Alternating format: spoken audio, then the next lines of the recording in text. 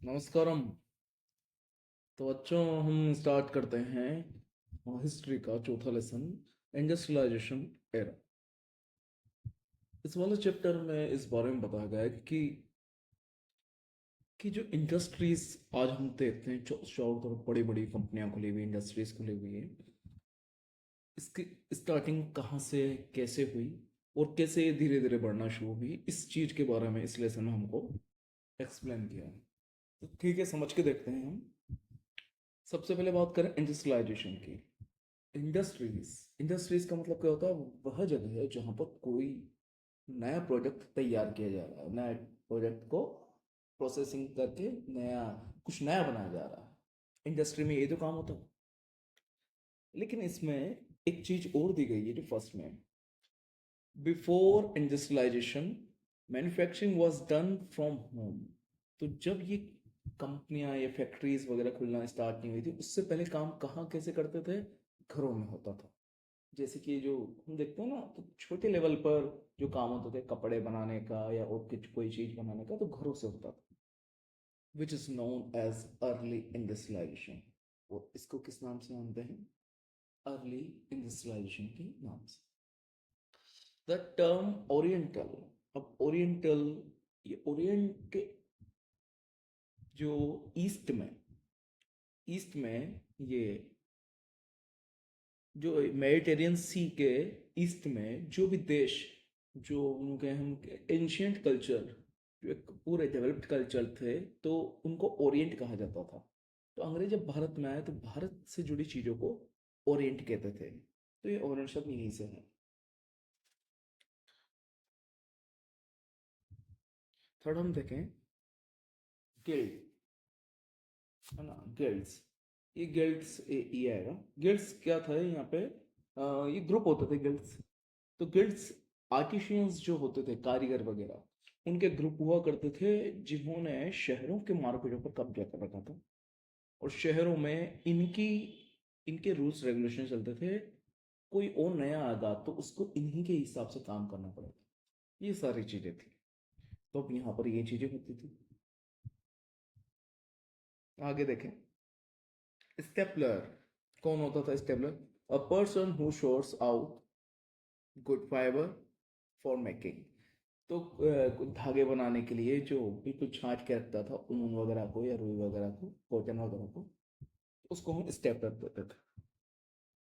है ना, ये स्टेपलर ध्यान रखना। स्टेपलर के बारे में और गिल्ड्स के बारे में हमें ध्यान रखना। अगला आता है फूलर।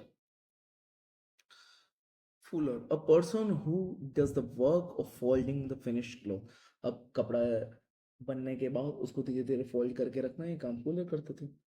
Carding is a process in which yarn or thread is prepared from wool or cotton fiber. अब उस रुई को ऐंठ कर उससे क्या तैयार करना? कार्डिंग करके धागे तैयार करना, धागे बनाना, वो काम कार्डिंग में होता था। The cotton cloth factory in England started with the invention of a spinning machine by Richard Arkwright. सबसे पहले अगर हम बात करें किसने स्टार्ट किया था फैक्ट्री का काम, तो रिचर्ड आर्कराइट वो था जिसने यह काम स्टार्ट किया था। James Watt. जेम्स वॉट जिसने जो हमारे यहाँ पे क्या कहता, जेम्स वॉट जिसने इंजन, स्टीम इंजन बनाया था। तो इसने क्या करा था? न्यूकोमेन नाम का एक इंसान था जिसने ये बनाया हुआ था। जेम्स वॉट ने उसको इम्प्रूव करके अपने नाम से पेटेंट करवा लिया था 1871। तो ज़्यादातर हमसे नाम पूछा जाता है जेम्स वॉट के बारे में, हमें पता होना चाहिए। Spinning jenny machine. Spinning jenny machine Spinning jenny machine was invented by James Hardwiss 1764. The machine had speeded up the spinning process. तो स्पिनिंग का प्रोसेस स्पिनिंग जेनी मशीन होता था। हाँ, आपको शायद थोड़ा याद हो, जो वुमेन्स ही उनका उनके हाथ से काम एम्प्लॉयमेंट जा रहे थे, तो जहाँ पर स्पिनिंग जेनी मशीन थी उन जगहों पर हमले भी कर दिए थे। ऐसा कुछ हमने पढ़ा भी था।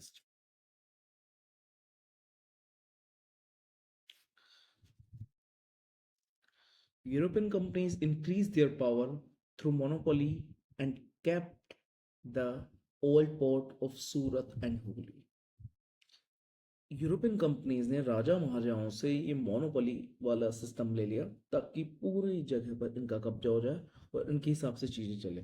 तो सूरत और हुगली धीरे धीरे उस इन्होंने मार्केट पर जब कब्जा कर लिया, जैसे कि हमने इस चीज़ के बारे में देखा है कि पहले अंग्रेजों को कंपटीशन करना पड़ता था डच से, फ्रांसीसी से, है ना।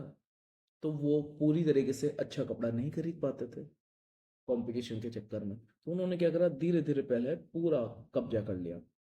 बाद में सूरत और हुगली जो उस टाइम के फेमस जगह थी, यहाँ पर यहाँ सी पोर्ट था, इन्होंने ओल्ड पोर्ट की जगह नए पोर्ट डेवलप किए जो कि कहाँ थे, जो मुंबई और कोलकाता में थे।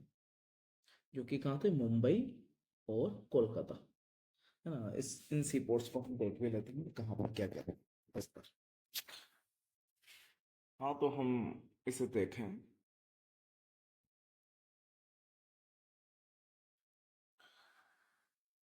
हमसे जो बात हुई ये रहा सूरत। तो हम इम्पोर्टेंट पोर्ट्स देखें तो ये है कांडला, कांडला सूरत, ये जवाहरलाल नेहरू, ये मुंबई पोर्ट। मुंबई पोर्ट बिल्कुल सब दोनों यहीं पे हैं। मारमगांव गोवा,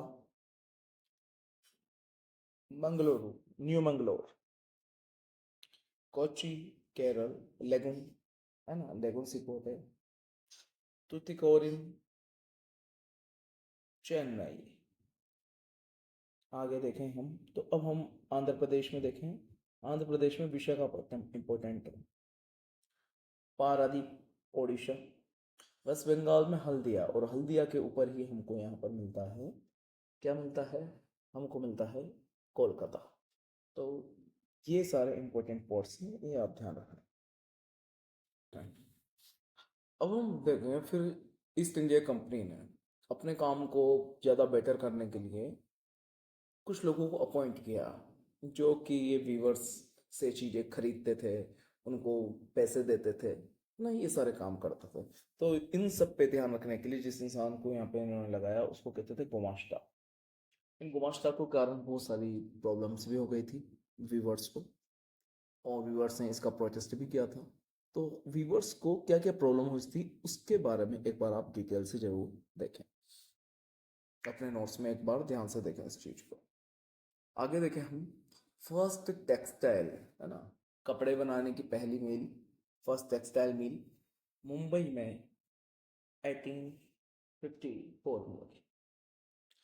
वहीं हम बात करें जूट, तो जूट कहाँ होता है, बंगाल में। तो बंगाल में होती है सेटअप 1855, अगले ही साल।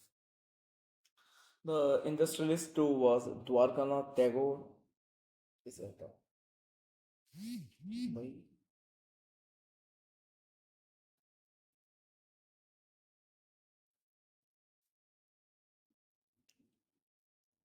और पारसी फारसी जमशेदजी नसरवान जी टाटा, ये दोनों का नाम आप ध्यान रखना। द्वारकानाथ टैगोर, जमशेदजी नसरवान टाटा, दोनों फेमस इंडस्ट्रियलिस्ट हैं।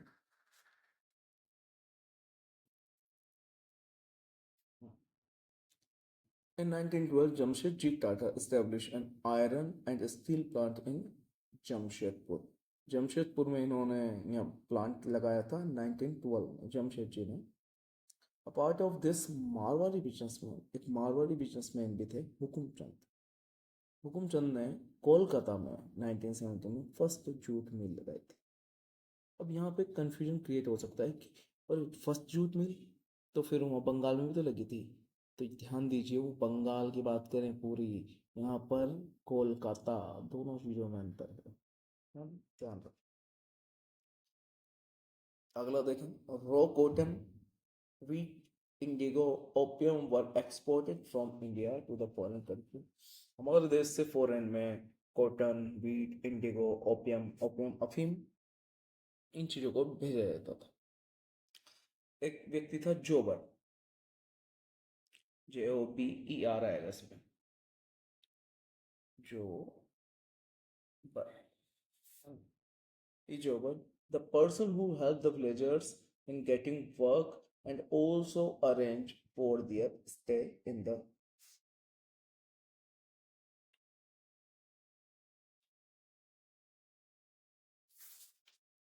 Stay industries was called job, ई ठीक कर लेना इसमें, ER. The person who helped the villagers in getting work and also arranged for their stay in the cities was called jobber. तो जॉबर कौन था? लोगों को जॉब दिलाने वाला व्यक्ति job. In the First World War, Indian industrialists increased their business and captured the Indian market by making cloth, leather shoes, tent cloth, and jute sack for soldiers. अब first world war में क्या हुआ, इनको ये बहुत सारी चीज़ों की जरूरत पड़ी, तो हमारे यहाँ के जो इंडस्ट्रियलिस्ट थे उन्होंने सारा काम खुद अपने हाथ में ले लिया और ये चीज़ प्रोवाइड करवाने लगे और धीरे धीरे धीरे भारत के पूरे मार्केट पर इन्होंने कब्जा कर लिया। अब अंग्रेजों ने जब वॉर खत्म होने के बाद वो आया तो उन्होंने देखा यार मार्केट पर तो पूरा कब्जा हो गया भारत के लोगों का, है ना, फिर वो बेईमानी करते हैं, टैक्स बढ़ा देते हैं, बहुत सारी चीज़। Fly shuttle was a machine which ran with the help of ropes and did the work of weaving. Fly shuttle, fly shuttle का काम था वीविंग करने का, बुनने का, कपड़े बुनने के लिए उसमें रस्सियां वस्सियां लगी हुई थी, ये सारी चीजें थी।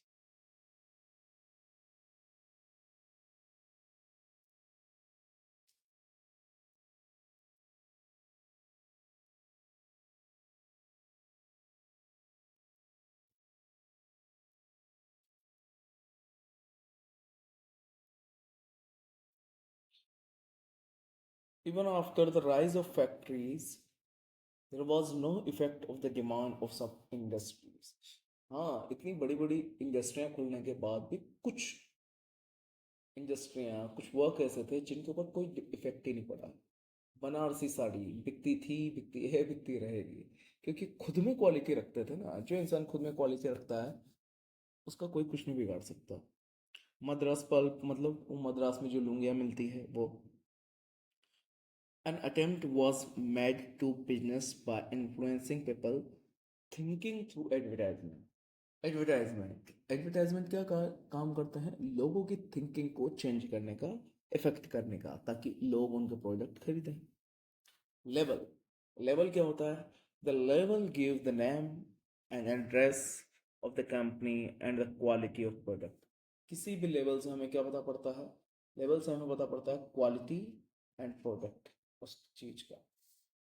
ठीक है,